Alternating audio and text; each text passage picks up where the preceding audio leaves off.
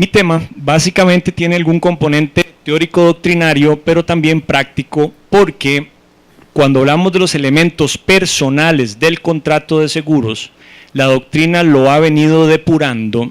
Nuestra ley básicamente vino a dictar ciertos conceptos.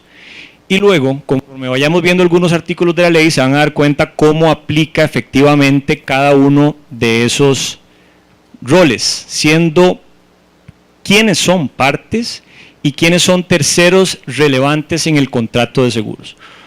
Algo que tiene un, entre comillas, contrasentido en el contrato de seguros es que, como lo van a ver, el rol protagónico no es precisamente el de una de las partes del contrato. O dicho de otro modo, el protagonista de este cuento no es parte en el contrato. Y eso es pareciera ser un contrasentido, pero lo vamos a ir viendo poco a poco. Aprovechando el espacio académico y de la materia, quería pues reiterarles la existencia de este libro que tiene toca los temas del contrato de seguros y toca temas doctrinarios y prácticos, por si quieren aprovechar en algún momento obtenerlo. Bien, ¿por qué pongo estas máscaras? Primera acotación de dos antes de entrar en materia. No es lo mismo persona que personaje. Y eso es un dilema que han tenido los guionistas de películas, de cuentos, de teatro, etc. Y eso es aplicable a la perfección en los contratos, y en especial en este que es el contrato de seguros. Las personas, como bien podemos entender y conceptualizar, pueden ser personas físicas de carne y hueso o pueden ser personas jurídicas. Pero para todos los efectos son personas. Estas personas a su vez podrían cumplir un rol importante dentro del contrato, que pueden ser personajes, ¿cierto? ¿Qué personajes vemos en este contrato? Al tomador, por un lado, al asegurado, por otro lado, y al beneficiario. Está la compañía aseguradora, que también es parte en el contrato, pero para el efecto de esta presentación no lo vamos a analizar. Nos vamos a enfocar básicamente en estos tres personajes. Todos cumplen un rol distinto en el contrato, y eso tienen que tenerlo muy claro, ¿de acuerdo? Tienen roles distintos, podríamos decir que sus roles son excluyentes entre sí.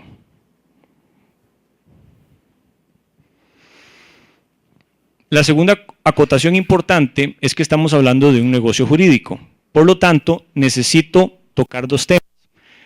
Obviamente el elemento personal, pero también elementos estructurales, que son dos los que vamos a tocar en particular: el riesgo o riesgo asegurable y el interés asegurable.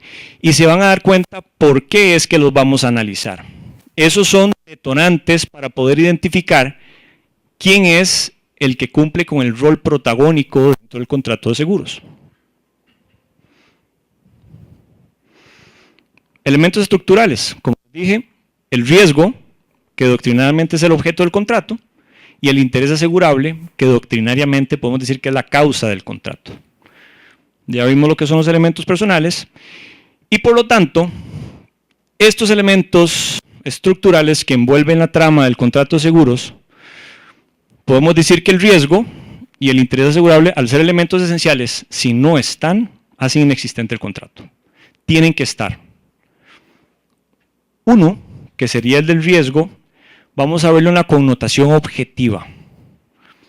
El riesgo está en la calle, ahí está. Todos podemos estar expuestos al riesgo.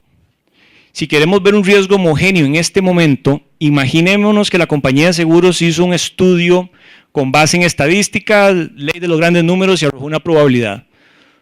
2 de cada 10 personas en este auditorio se van a resfriar hoy. Ustedes ahí van a pensar si se tomaron la pastilla de la vitamina C en la mañana o el juguito naranja, o si ayer domingo salieron muy tarde del cine y van a tener una pequeña afección. Se volverán a ver entre ustedes para ver que han estornudado, para ver si le va a contagiar la enfermedad. Pero digamos que la estadística fue esa. ¿Qué tenemos que entender? Que ahí está. Todos nosotros estamos expuestos a ese riesgo. La gran pregunta que yo les haría es, ¿quién de ustedes en este momento, levante la mano, le gustaría enfermarse? El que levante la mano, les advierto que no es candidato a ser suscriptor de un contrato de seguros. No podría. Porque le importa un comino enfermarse o no. Y las compañías de seguros no quieren eso. Lo que quieren es una persona preocupada por no resfriarse, por haberse tomado su vitamina C en la mañana o por haberse abrigado ayer saliendo del cine. Eso nos lleva a ese segundo elemento que es el interés asegurable, que es el interés lícito en que no ocurra un siniestro. La persona tiene que estar consciente que si bien ese riesgo le va a recaer, no quiere que le recaiga, no quiere que ocurra. En términos del seguro de daños, es un interés económico, como bien lo tocaba don Álvaro, es económico, es patrimonial 100%. Entonces es un interés eminentemente económico de no verse menoscabado su patrimonio. Dice que o sea sobre la conservación del bien o bien sea sobre la integridad patrimonial. Si la persona está consciente que hay un riesgo y quiere protegerse porque no quiere que le ocurra, ya podemos estar hablando que la compañía de seguros sí va a querer hacer negocios con esa persona. Ahora, la pregunta es, ¿quién es esa persona? ¿El tomador? ¿El asegurado? ¿El beneficiario? ¿Quién es el que tiene que cumplir con estos elementos?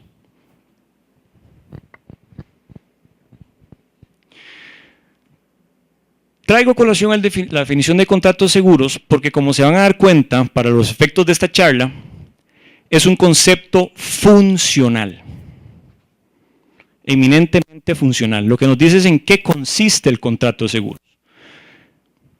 Extraigo por un lado a una de las partes, el asegurador. Pero si ustedes ven en la definición, les adelanto, no viene la otra parte. En la definición no está la otra parte en el contrato. Nada más lo que se está diciendo es que el contrato de seguros es aquel en que el asegurador se obliga contra el pago de una prima. No dice quién la está pagando. Nada más dice contra el pago de una prima. Y en el caso en que se produzca el evento cuyo riesgo es objeto de la cobertura, a indemnizar el daño producido a la persona asegurada. Ahí empieza a salir una connotación y es ¿quién sufre el daño? La persona asegurada. Pero vamos adelantándonos porque la persona asegurada no es parte en el contrato. Es un tercero relevante, pero no es parte. ¿Ok? Por eso traigo a colación, y lo digo de esta manera, porque nosotros estamos acostumbrados a hablar del asegurado para acá, el asegurado para allá. Claro, ese es el término genérico, y lo pongo entre comillas, coloquial, para hablar de o la compañía aseguradora o del asegurado. No vamos a entrar en esos tecnicismos que, siendo un contrato de consumo, todavía vamos a enredar más para venderlo. Pero mire, es que usted es tomador y el otro es asegurado. Generalmente es un término coloquial. Lo importante es que entiendan que por lo menos el concepto del contrato es funcional y no necesariamente abarca todo lo que quisiéramos que abarcara, por lo menos para efectos de esta ponencia.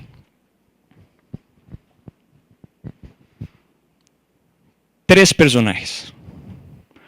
Al final de esta sección, creo que este dibujo o imagen fue el que me pareció más cercano a la manera en que quiero que vayan identificando las partes y terceros relevantes. ¿Ok? Vemos aquí uno sacando la lengua, perdónenme. En realidad no le importa mucho lo que ocurra con el riesgo. Ahí está sacando la lengua. Hay uno sufrido, muy sufrido. Y otro muerto de risa. Van a ver los roles que cumplen ellos en el contrato de seguros. Tomador. Yo lo quiero establecer en esta trama como el líder o negociador. Es el que se sienta, básicamente, a negociar los términos y condiciones del contrato. Él sí es parte en el contrato. Y aquí, abriendo comillas, saco el concepto del artículo 5 de la ley reguladora del contrato. Es la persona física o jurídica que por cuenta propia, que eso lo vamos a ver ahorita, o por cuenta ajena, contrata el seguro y traslada los riesgos al asegurador. ¿Qué estoy diciendo aquí? Si es por cuenta propia, traslado mis riesgos, o si es por cuenta ajena, traslado los riesgos de otra persona. Y lo que quiero precisar aquí, que luego lo vamos a ver con más detalle, es que cuando hablo que yo, tomador, contrato por cuenta propia, ya empieza a generarse una unión de dos personajes. Usted me va a decir ahorita, bueno, pero no es que el tomador no le recaen los riesgos, es al asegurado. Sí, es al asegurado el que le recaen los riesgos.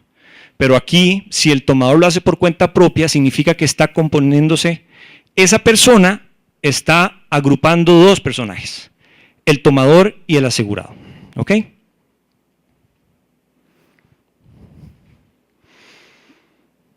Trasladar los riesgos lo vimos y es a quien le corresponden las obligaciones que se deriven del contrato, salvo las que por su naturaleza deban ser cumplidas por el asegurado. Aquí pongo un ejemplo muy preciso para poder avanzar. Imagínense ustedes un seguro de gastos médicos o un seguro de vida tomado por una persona por cuenta de otro.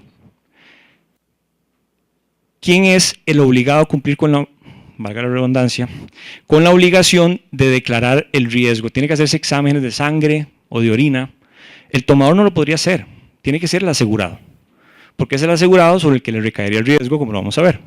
Entonces, ahí, por regla general, las obligaciones las tiene que cumplir el tomador. Por excepción, por un tema de naturaleza, deberán ser cumplidas por el asegurado.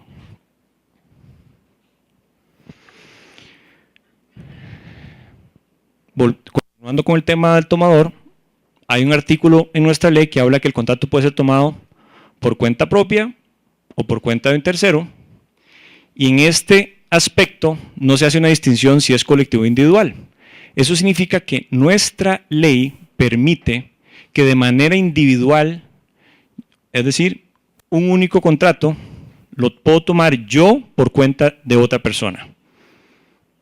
Ya sea un seguro de vida o de personas, o sea de daños, que es poco frecuente, pero pongo como ejemplo, mi vecino de 4 casas de lado se va de viaje y está en este momento en el counter tomando el avión.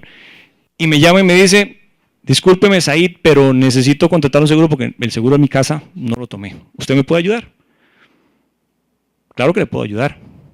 Yo voy a la compañía de seguros y me presento como tomador. Y lo que voy a decir es, necesito asegurarle la casa a mi vecino. ¿Puedo o no puedo? Es la gran pregunta. Pareciera que el artículo sí me lo permite. Las discusiones que se van a venir, ahorita vemos cuando pasemos al asegurado, es que no me pueden decir, no, es que usted no tiene interés asegurable. Usted no puede venir a contratar el seguro sobre la casa de su vecino. No, es que yo sé que yo no tengo interés asegurable. Yo lo vengo a tomar por cuenta de él.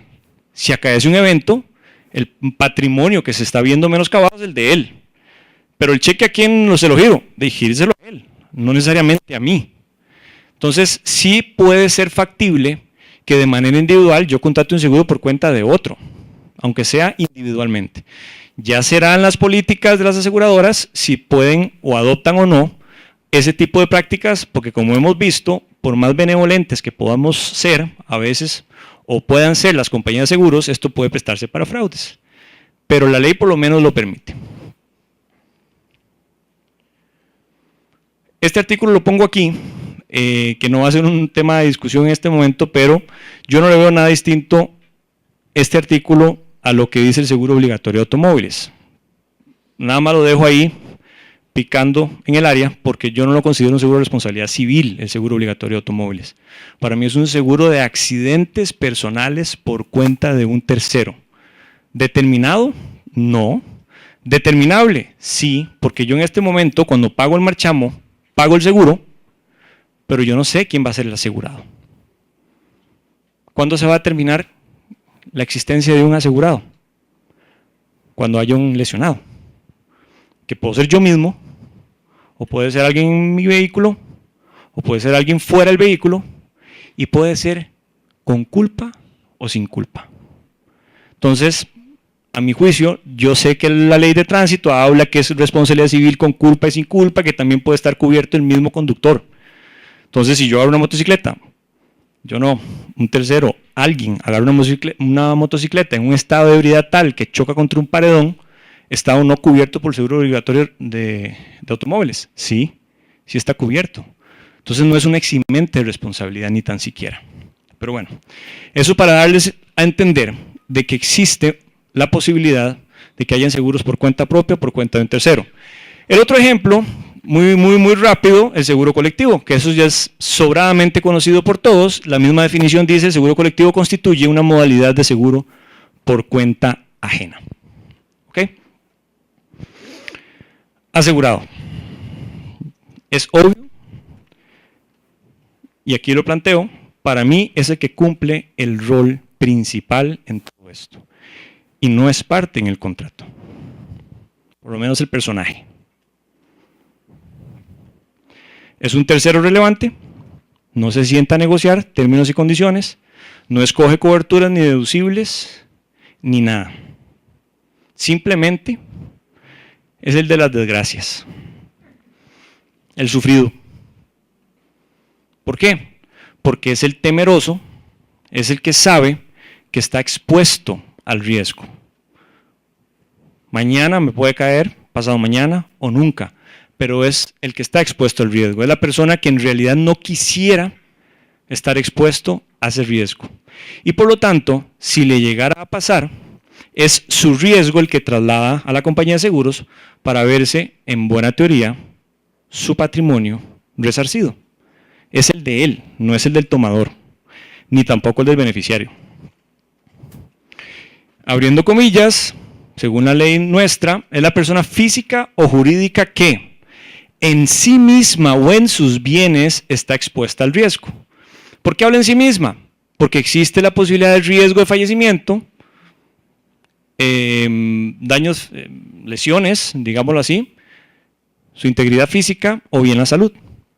Esos tres riesgos son asegurables y por eso en la definición habla en sí misma, sobre la misma persona.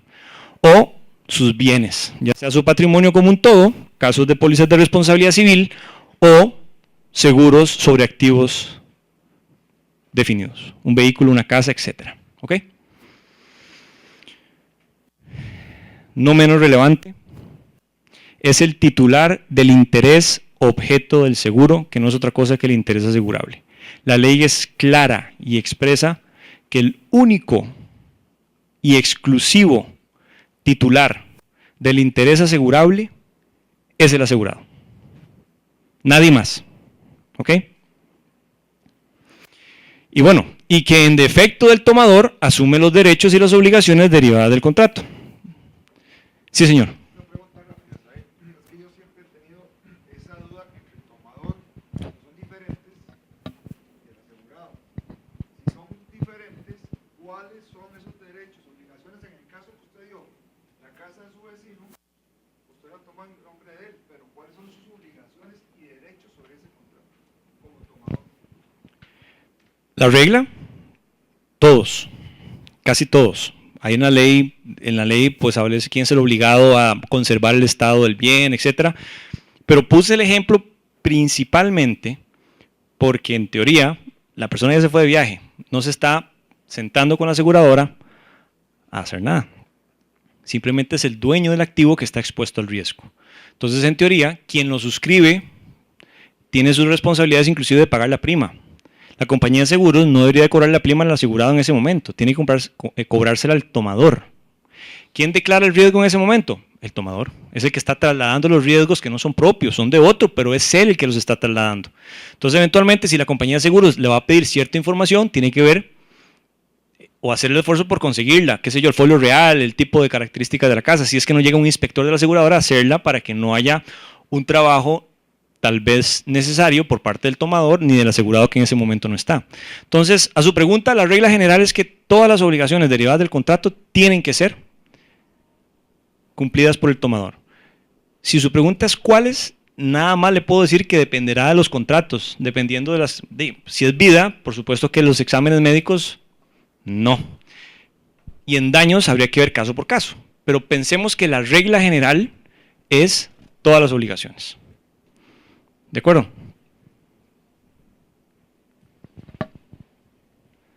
Seguimos con el asegurado.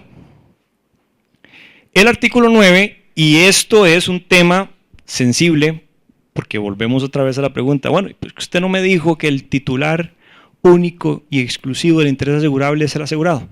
Sí, y lo sostengo, solo que para las reglas hay ciertas excepciones. El interés asegurable, si queremos irnos a un antecedente histórico, nació naturalmente en los seguros de daños. Ahí fue donde surgió.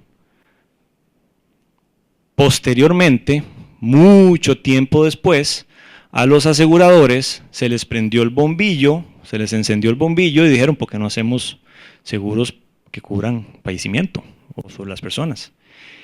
Lo hacen, empiezan a adoptar lo que en algún momento en Londres era el interés asegurable propio de los seguros de vida, que es el consentimiento de quien va a ser asegurado.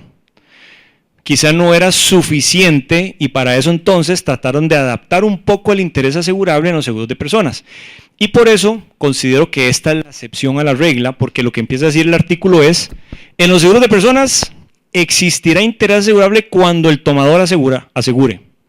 Entonces, ¿quién es ahí el titular del interés asegurable? Si nos vamos al inciso A, ineludible. Yo estoy contratando el seguro para cubrir mi vida.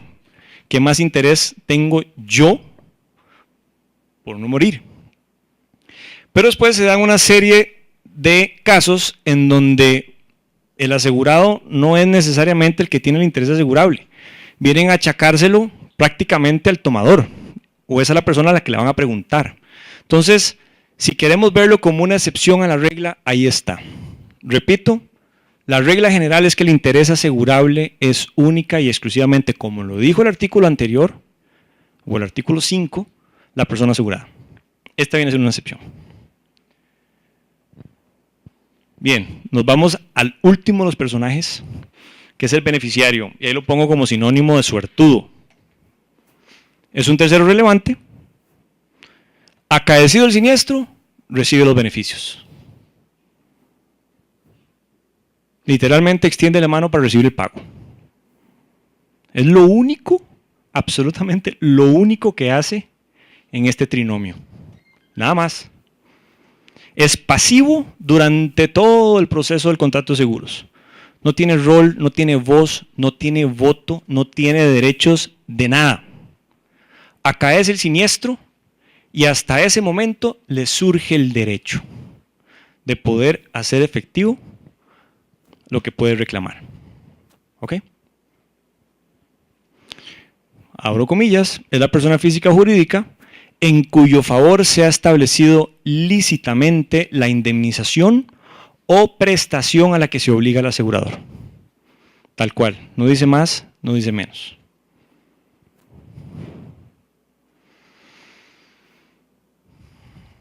El artículo 5 termina diciendo esto.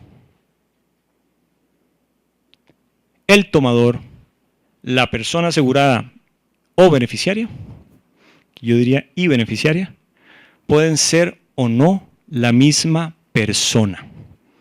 Y ahí radica la diferencia entre personas y personajes. Yo no sé si ustedes se acuerdan, en películas, Jim Carrey en una que era yo, Irene, yo y mi otro yo, me, myself and Irene, hacía roles distintos, ¿verdad? Austin Powers, creo, el famoso detective hacía roles de diferentes, eran personajes, la misma persona haciendo personajes distintos. Aquí puede ocurrir. Y esta regla que ustedes están leyendo aquí, cuando el tomador, el asegurado y el beneficiario son la misma persona, generalmente, o la más de las probabilidades, ocurre en los seguros de daños. Esa es la regla general. Claro que hay excepciones, como lo vamos a ver, pero esa es la regla general. Es en personas en donde podría variar y, por ejemplo, el término beneficiario es más natural escucharlo en los seguros de personas cuando hay un fallecimiento del asegurado y alguien más recibe el beneficio. En daños, de manera acostumbrada, hemos escuchado al acreedor, ¿cierto? Pero el acreedor no es otra persona que un beneficiario oneroso de las prestaciones del contrato. es también beneficiario. ¿Ok?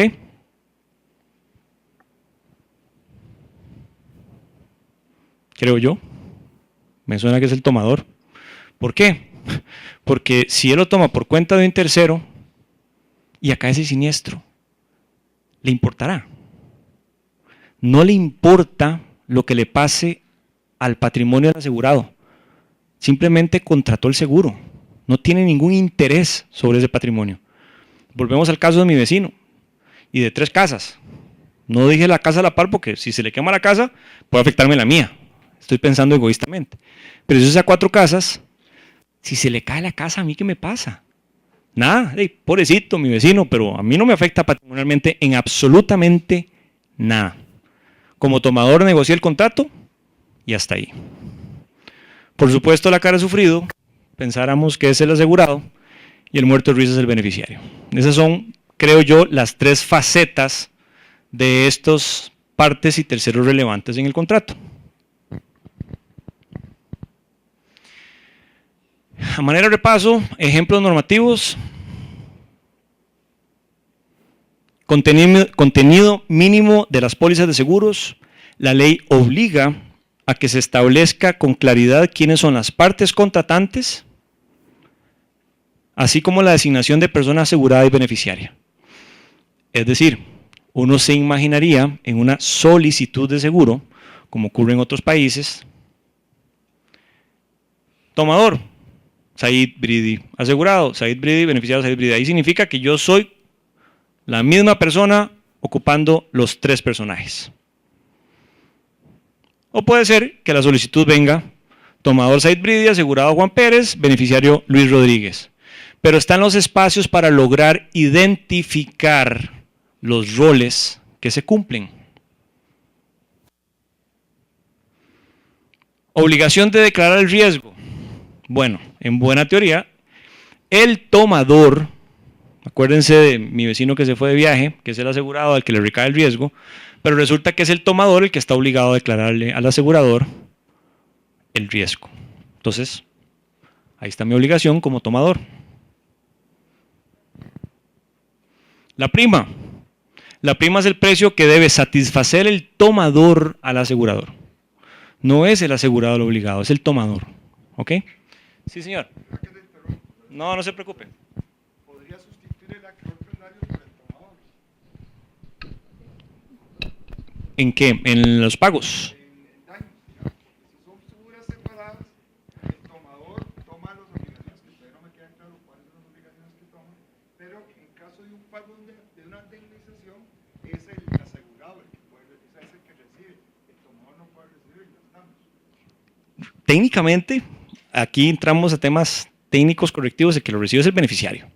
Dígame cuál persona es el que tiene el rol de beneficiario. Bueno, él se puede recibir el pago si así quedó consignado. Pero yo puedo tener interés asegurable, pero el pago lo puede recibir otro, sin problema alguno, que ese viene siendo el acreedor. Sí, ahora vamos a ver los ejemplos donde se pueden sustituir. Notificación de siniestro. Bueno, nuestra ley incorpora a las 3. Cualquiera de los 3 puede dar el aviso. Disminución de las consecuencias del siniestro. ¿Quién es el dueño del patrimonio? ¿Quién está preocupado por disminuirlas o de agravarlas? Bueno, aquí en el artículo precisamente dice que la persona asegurada deberá emplear los medios razonables a su alcance para disminuir las consecuencias del siniestro. Entonces, una obligación de ley está recayendo sobre la persona asegurada, no sobre el tomador. Entonces, si el tomador es distinto a la persona asegurada, no es el tomador el obligado a disminuirlo, es la persona asegurada. Agravación del riesgo. De la misma manera, como es sobre el patrimonio del asegurado, es el asegurado el que está obligado a velar porque el estado del riesgo no se agrave. Artículo 93 de los seguros de vida. El objeto del contrato, en qué consiste, y luego dice, la prestación del asegurador deberá ser entregada a la persona beneficiaria. ¿Cierto? Es el que recibe el beneficio.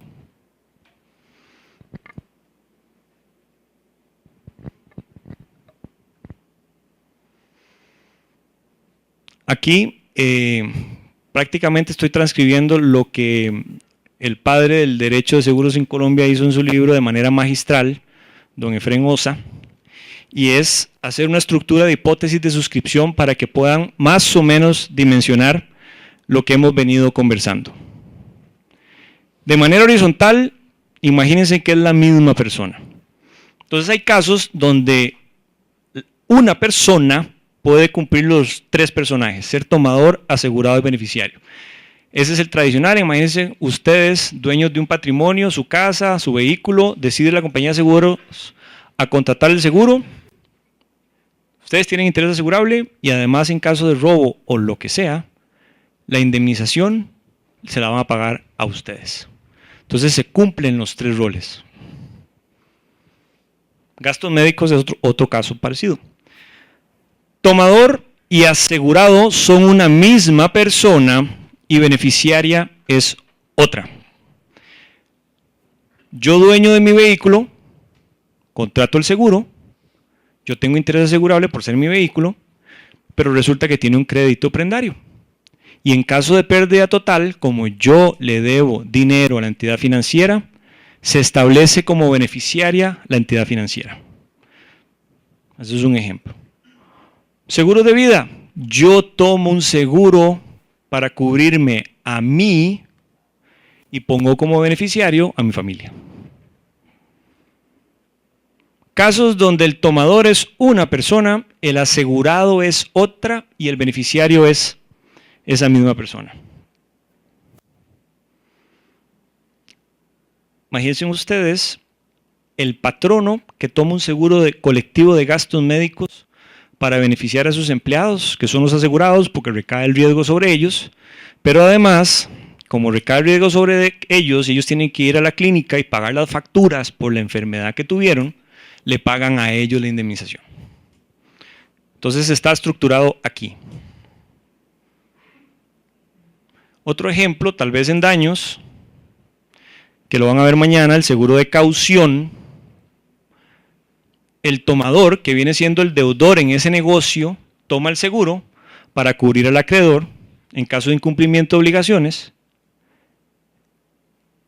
quien recibirá el beneficio de la indemnización. ¿Ok? Otro ejemplo, el tomador y el beneficiario son la misma persona y el asegurado es otra persona. Seguro colectivo de vida de una entidad financiera, en donde lo contrata la entidad financiera, el asegurado es el deudor, le debe dinero por el crédito otorgado, y en caso de fallecimiento, la indemnización le va a ser pagada, o el capital le va a ser pagada a la entidad financiera, para saldar la cuenta. Y este otro caso, perfectamente en vida, el tomador puede ser el patrono, el asegurado del empleado y el beneficiario los familiares del empleado. O en daños, que podría ser la excepción a la regla, que el tomador, según en un contrato de alquiler de un inmueble, se acordó en el contrato que el tomador iba a ser el arrendatario, el asegurado iba a ser el propietario del inmueble, porque el inmueble viene siendo de él y recaerán los riesgos si se incendia, y el beneficiario, la entidad financiera con la que se suscribió una hipoteca. Entonces, esas estructuras, para tenerlas claras, uno puede, o las compañías de seguros, los intermediarios, pueden, una vez entendido eso, jugar con esas estructuras para poder ser inclusive más creativos y poder darle soluciones a los clientes.